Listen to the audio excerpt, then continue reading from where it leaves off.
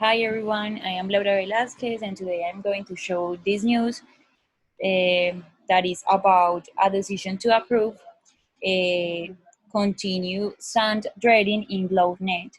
Has been described as an appalling assault on ecology and our environment. On Thursday, the infrastructure minister granted planning approval to continue dredging at the European Union protected side. Nicola Malone said it was a finally balanced decision. There has been a 6-year legal wrangle over the controversial practice on this law. It has been going on for decades without planning permission, with environmentalists suggesting it could be damaging and should stop. Reacting to Mr. Malone's decision on Thursday, Green, Green Party leader Claire Valley said nothing is discredited if the load is dug out and destroyed. She added that dredging is thought to have had a devastating impact on the entire ecosystem of the lough. Northern Ireland is disintegrating into an environmental wasteland, and it's under the watch of executive parties that give us all the soundbites about addressing climate breakdown and the ecological crisis, but none of the substance. Friends of the Earth James Ord described the decision as a major blow to the environmental integrity of the load and the political integrity of the planning system. Mm, you cannot permanently remove the bed of the load without far-reaching ecological harm, he said. To approve this extraction in a place that is meant to be a specially protected nature reserve means that nowhere is safe in Northern Ireland from extractive industries. The minister said she had to weigh up the various benefits with the potential for harm. Mrs. Malone said she had come to the conclusion that the work would cause no adverse effect to the protected features of the loud. Approval covers two distinct areas totally around 3 kilometers in the northwest of the loud. Environmentalists had opposed continued extraction, going to court to challenge it. The move follows a recommendation for approval for the Planning Appeals Commission last year.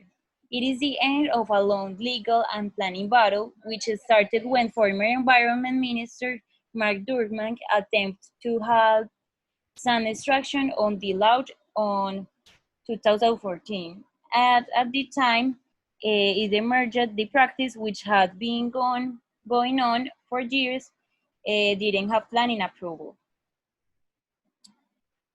Okay, so now before giving my personal point of view, I think it is necessary to explain a little about sand dredging. This consists of the extraction of rocks, in this case sand, or different things that are found either in the sea, lakes, or rivers to enable navigation and as a next step, open the door to vast business and trade opportunities. The dredging and unloading processes of dredging material have the potential to generate negative impacts on the physical, chemical, and biological characteristics of the environment. The potential negative impacts generated are impacts on water quality, suspension of contaminated sediments, impact on fish, flora, and other organisms, and physical changes to the water bottom. Impacts on water quality. Dredging and unloading operation of dredged material have the potential to cause major physical and chemical changes in water quality. Physical changes on water quality, chemical changes on water quality, suspension and distribution contaminated sediments, potential impacts on fish, flora, and other living organisms, and potential physical changes on the water bottom. Some additional information. According to John Herbert, in 1992, the possible negative impact generated during and after the dredging and discharge of this dredged material on fish and other living organisms are fish migration, changes in the oxygen demand, recolonization of areas affected by opportunistic species that adapt to new conditions, interference with the respiratory processes of fish, interference with the migratory processes of fish due to the turbidity generated during and after dredging and materials unloading, destruction of aquatic habitats, vegetation coverage, ingestion and accumulation of pollutants such as pesticides and heavy metals by biota.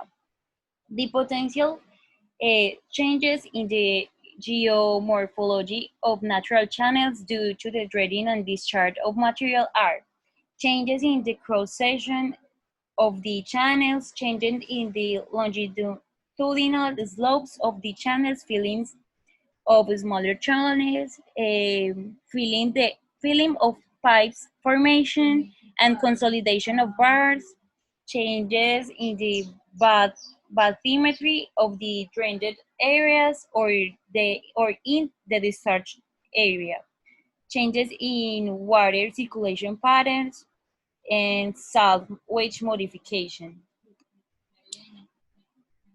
Mm, okay,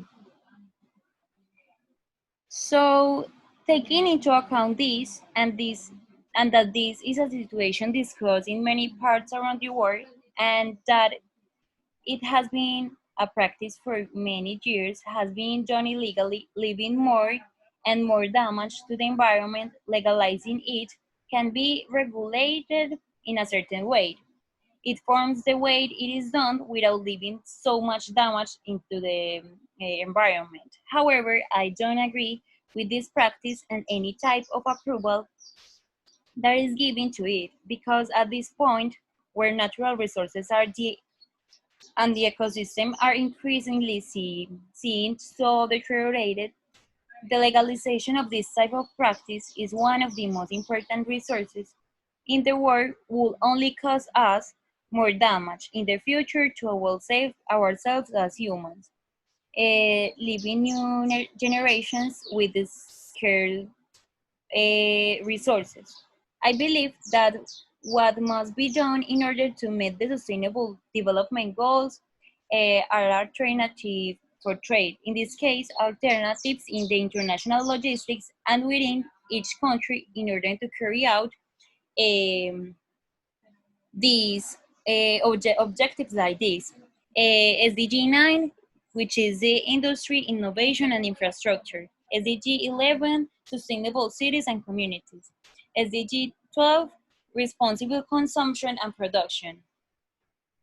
SDG 13, climate action. And SDG 14, life below warming. Now to create a bit of discussion, do you consider that trade and negotiations prevail over the damage caused by this practice, sand dredging to ecosystem? Would you agree with the legalization of sand dredging, knowing the consequence that this brings? Those are the sources. Thank you so much.